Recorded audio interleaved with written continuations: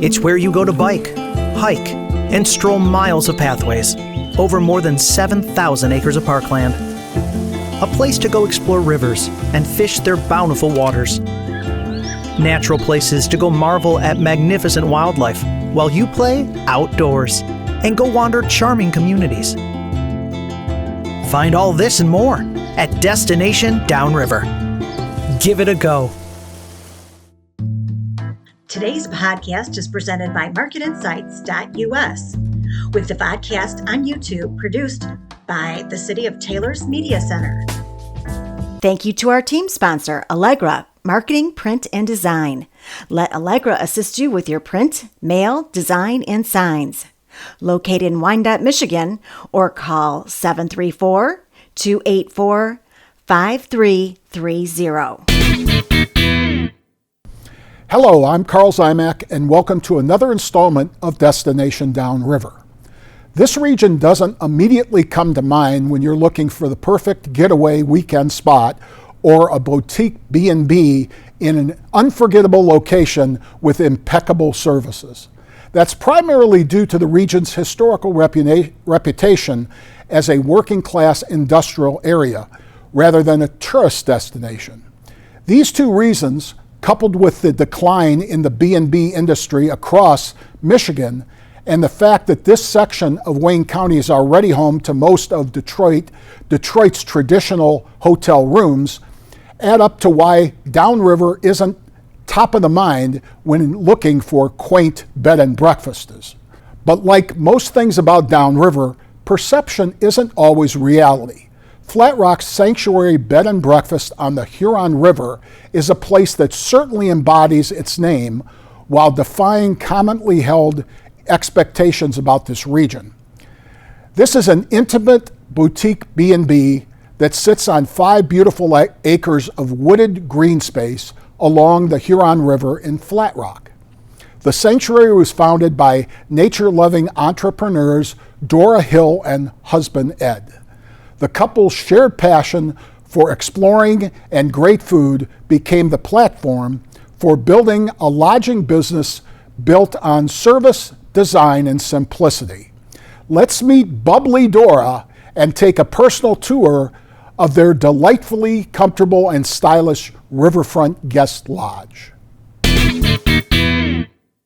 We are here, the sanctuary on the Huron River. Yes. Which is just about 500 feet, south of us? Yes. Okay, right on the edge of your property. Mm-hmm. We're here with Dora Hill. Yes. You and your husband own this property. And tell us about how you got involved first. We were talking off camera, and you were talking about where you used to live, how you got up here. Walk us through that. Right. Well, originally, we're from Indianapolis. Mm-hmm.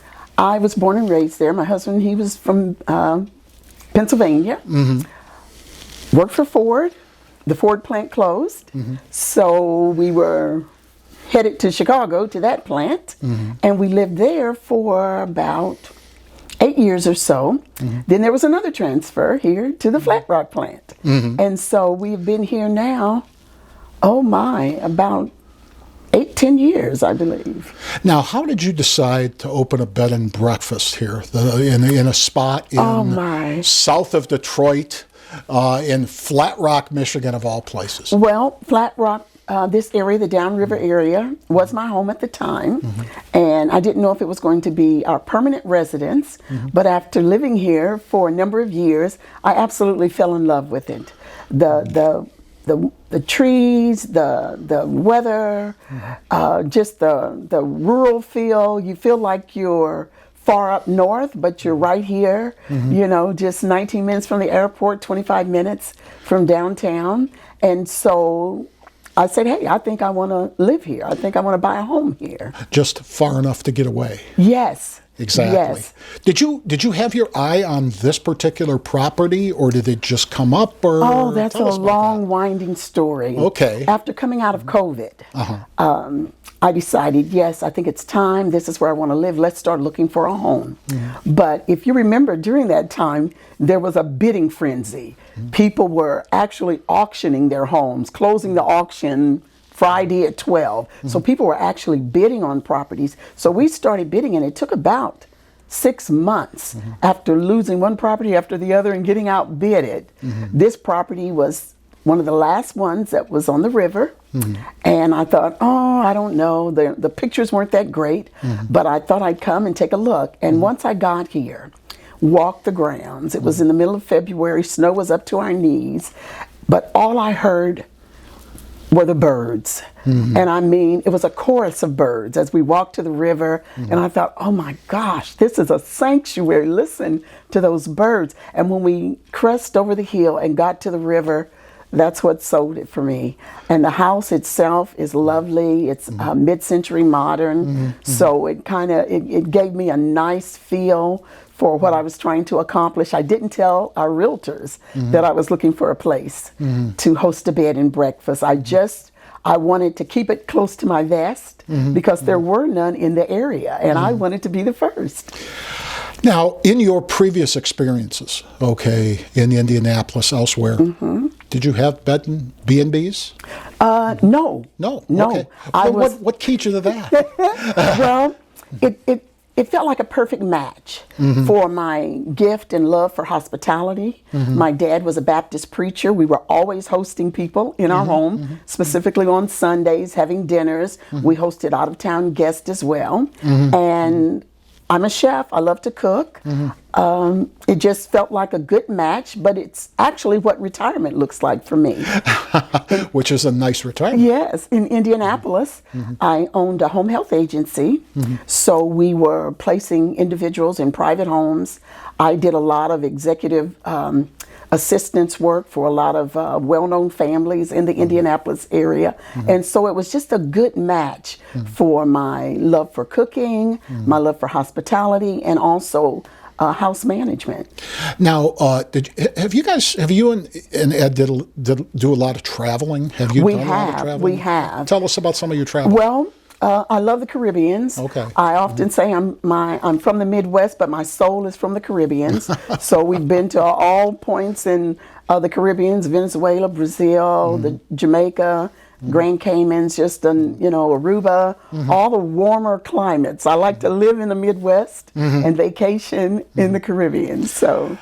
Do you have a favorite spot down there? I do. Where? I do. And I don't even like to tell people about it because it's just a little spot, and I don't want it to be so well known for its fabulousness, but it is the Negril Treehouse. Oh, really? Yes. Okay. And it's a small property, but it's actually owned by an African-American woman from Pittsburgh who has a phenomenal story about falling in love as a college student when she went to Negril and married the gentleman who was hosting that property at that time. No kidding. And over years, he became sick and unfortunately passed away, but she has continued to manage the property. And so, that's our favorite spot to go to. It's on a beautiful white sand beach. The food is great.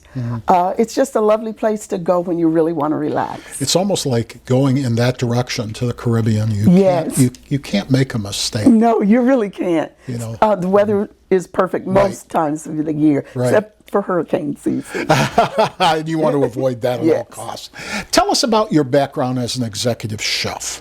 Well, I haven't been formally trained. My uncle was a chef. My dad was as well. So I stayed in the kitchen. I was in the kitchen from about the age of 5. I started cooking cornbread. I have a scar on my hand from putting my hand to the skillet when it was hot. And so in kindergarten, I remember the teacher saying, everybody raise your right hand. And I would always look to see where the scar was. And that let me know what my right hand was. So I was in the kitchen very early.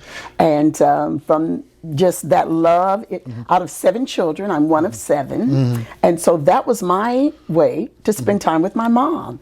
Nobody wanted to be in the kitchen because it required you doing the dishes as well. So. My goodness, my wife was the last of 8 in her family. And she didn't turn out to be an executive chef, and that's... Well, she probably didn't have a fondness. I feel like I got the short end of the stick here, Dora. How does that resume, your cooking, figure into your success with this? Oh, I think it's key because, number one, everything that we prepare and everything that we serve is elevated. Fine china. I've been a collector of antique china for many years. Just for this time, my husband at one point said, "Don't buy another dish." But he didn't know the vision and the dream that I was working on many years ago. And so just the love of serving people. Most of the families that I worked for in those days were very wealthy. I'll often say the rich to the filthy rich. They were very affluent, but they were also very generous and magnanimous. And so as a young person, 25 years of age, going in and managing boardrooms and assisting with large functions on very large estates, I was taught what kind of china to look for, what kind of linen, silver, how to do those types of settings and services. So I kind of got an on-the-job training, and so that knowledge I brought here to the sanctuary. And so our guests get to enjoy not only lovely, deliciously presented food, but also served in a very elegant and first-class way. They got to be very happy with that. Oh, I'll tell you what.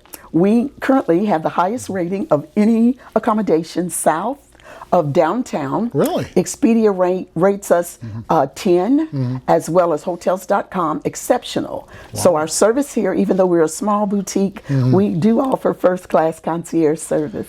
Now, Dora, where are you finding that your guests are coming from? Oh, that's a good question. They're coming from all over, actually. I noticed that we even, in our guests that are visiting our site, they are visiting from all over the world. So our website is being noticed. We've hosted guests from Italy. We've hosted guests from Canada. We've hosted guests from Europe, South Dakota, North Dakota, California, Florida. They come from all over for various reasons. Are they finding out about the sanctuary through the website or through word of mouth, or what kind of feedback do you get? I think a lot of it is word of mouth. Also, just in searches for people coming to this area.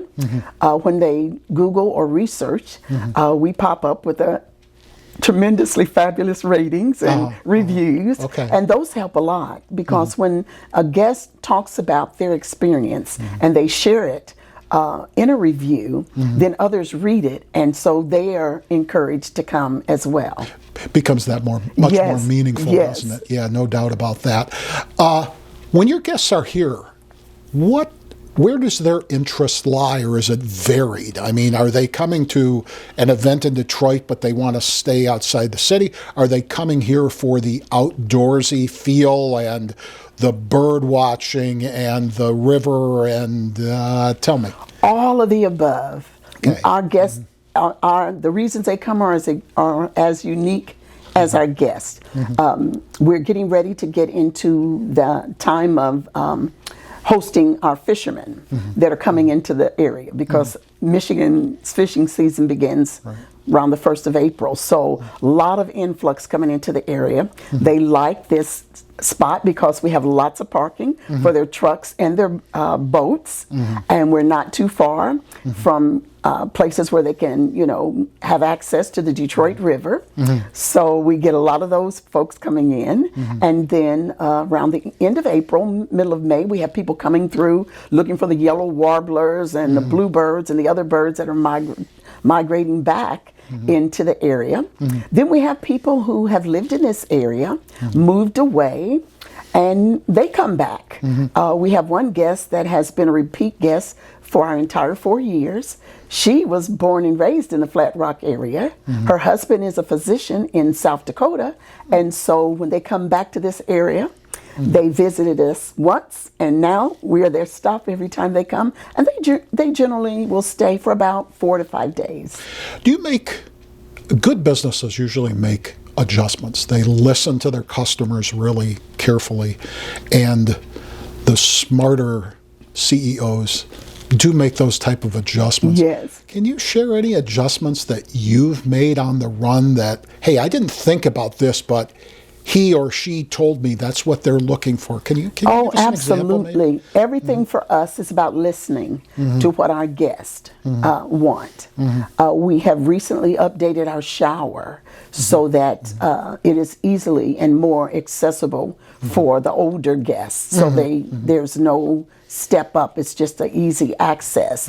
Also, we have guests that require special diets. Well, I also have a background in dietetics because as a young woman, I worked in a hospital diet department, and I was trained in special diets. So if I have a diabetic guest, or if I have a guest that is gluten-free or needs lower fat or any of the special dietary needs, I can accommodate them. So we've incorporated those types of things into the way we serve our guests. So one of the questions that I ask every guest is, do you have any special dietary needs or food allergies? And that way, before they get here, I'm able to prepare for them. You know, despite the fact that you haven't been professionally trained, it strikes me like you really have been professionally trained. On the job. Between growing up in the type of family that you grew up in and really taking a fondness to the kitchen and your mother and all that stuff, plus some of these little jogs in the road that you took, all of a sudden you've come out of this as kind of an executive chef without the professional training. Exactly. There was one fun thing about all of this, and that is our little niche is that we prepare everything fresh. We use a lot of local products, homemade breads. I do dinner rolls. I do homemade biscuits. I do scones. We have homemade jellies and jams that we serve our guests. So we try to give them authentic taste of Michigan while they're here. We use a lot of the local products and visit the farmers markets, and I can and freeze fresh vegetables, so they get a real Michigan experience. I'm going to tell you, if you keep talking like that, our cameraman Joe, I'm never going to be able to get him back in the car. He's going to want to stay here. He'll eat you out of house and home, and he's not overly demanding. Well, it's funny because when our guests come, most of them don't want to leave, and we love to hear that. Well, that's fantastic. What's the typical stay here? How long? I would say 2 to 3 days. 2 to 3 days, okay. Typical. But we have had guests that have stayed for 10 days, repeat guests that have stayed for 10 days. We have one gentleman that comes in, and he initially starts with he and his wife, and they fish. For a couple of weekends they come, and then at least once or twice, he will bring all of his kids. So they fill the whole house, and I'm Meemaw, and my husband is Pawpaw, and so they come and they're like family. So it just depends on why they're here and what they're here for. We have some guests that come and they have activities or a concert or a play downtown. So it just depends. So here's the key question Okay. now, the $64,000 question. What's the cost factor involved In coming here? in coming here and staying here? Okay, so it would depend on the season. Okay. But I would say generally, during the summer months, you can expect to pay anywhere from $219 to $249, $259 on the weekends. Okay. Around holidays, maybe $269. So from $219 to $269, depending on the time. Okay. Alrighty. Okay. And do special needs factor into that at all? Oh, not at all. Not really. Not Okay. at all. Alrighty. Everyone gets the same caliber of service. Okay, well, that's fantastic. What about amenities, okay, and things like, I noticed you're pet friendly. Yes, People we can are. actually bring a Yes. dog if they have one. Or As whatever. long as they're house trained. Any other hidden things that you wanna lay out there if you're? Well, if they like to canoe, they can bring their canoe. We do have access. We have a dock at the river. We're not far from many metro parks, as well as walking trails at the Huron Park.